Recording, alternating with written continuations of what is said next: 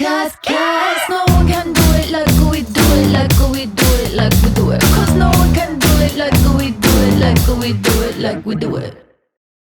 Welcome to St. Jude in 5. I don't have to tell you the challenges that we've experienced and continue to experience due to this pandemic. You're living it. But there's some good news on the horizon, and that is in the form of a vaccine, which could possibly be offered to St. Jude caregivers in the next couple of weeks. We're sensitive to individual preferences. We realize that some caregivers want to be first in line, others want to wait and see, and yet others say thanks, but no thanks. Since physicians and caregivers will be among the first to be offered the vaccine, we thought important to speak to our expert, Don Miller, Orange County Regional Director of Pharmacy, to get the facts. Thanks, Don, for joining me today. Well, glad to be here.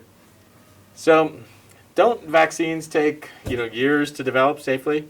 How did these two get developed in 10 months? Well, these vaccines we actually started years ago when we had the Ebola crisis, and that's when they started working on these type of vaccines. So we have been working on this for a period of time, and it was pretty much easy to shift over to the coronavirus when it presented itself last January or December. I like it when you say we, like you're developing that vaccine. I wish I had a hand in it. So how effective is this vaccine going to be? The first two to come out are the Moderna and the Pfizer, with Pfizer being first. They're saying anywhere between 90 and 95% effective. So how long will the vaccine provide protection? Right now they don't know. We're thinking about a year, and it looks like from what I've read, what Dr. Fauci has said, is it might be a yearly part of your flu vaccine. Okay. So how safe are the vaccines? Do they have a live virus? No live virus. In fact, it's safe. I would be, as I said the other day in a meeting, I would stand out in front of everyone and take it first to show everyone. These are very safe. The side effects are usually no different than the regular flu vaccine. Okay. So if you have antibodies, should we take the vaccine? Well, people who have already had COVID and have antibodies, have experienced patients that have got COVID again for the second time. So yes, they are recommending no matter if you've had COVID before or not, or if you have antibodies before, you should get the vaccine. Okay. So are there side effects? Side effects with the first dose, it's a 2-dose series depending on what you get. One is 21 days, the other is 20 or 28 to 30 days. With the first dose, usually it's a little swelling in the arm, like what you would with the flu vaccine, and you might feel a little down in the dumps. With the second dose, though, usually it's for about a day you get malaise. You might have a fever, you're achy, and it usually lasts for about a day. Okay. And it doesn't happen with everybody, but that's actually a good sign. That means that your body's actually creating defenses against COVID. How about seniors, pregnant women, any other clinically vulnerable? Seniors, it looks like seniors have very good results with the vaccine. Pregnant is a different story now. They have just started studying pregnancy, so pregnancy will not be an option in the early phases of the vaccine. I know with everything you shared, the administration process is going to be complex. So what's going to be our process for offering the vaccine to physicians and caregivers? We've had numerous meetings already. We've had numerous meetings already with the region to get a vaccine.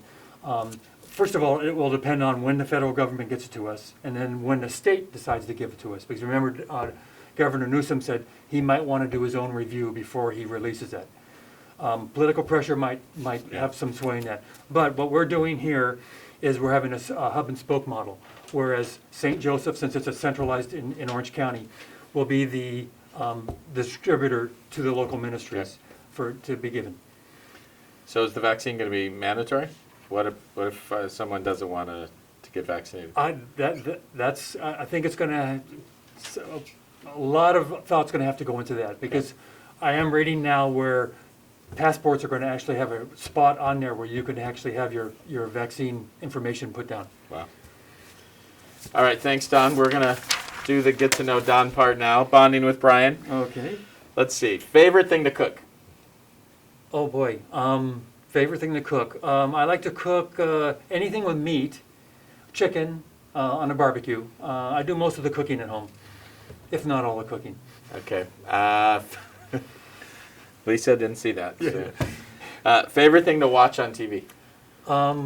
If it's not a basketball game, it would be a Western. Okay. Favorite dessert? Favorite dessert, I would say either rhubarb or blueberry pie. If I had Rhubarb. if I had to pick two, yes. That's like throws me back to Midwestern days. Yeah, it's growing up from Kansas roots from my grandparents. What's the first thing you do in the morning? Try to scare my wife when I get out of bed. She usually takes a shower before me, so as she comes out of the shower to go down and dry her hair, I usually try to hide somewhere and scare her. God, I knew I felt sorry for Lisa all these years, but now it does, like, this, it makes more sense. All right, one last one. This is a classic. Favorite condiment? Mustard. Oh my God, I hate mustard. Really? I could eat it plain. Oh. Yeah. We're going to end on that. But thank you for joining us, and we'll see you next time.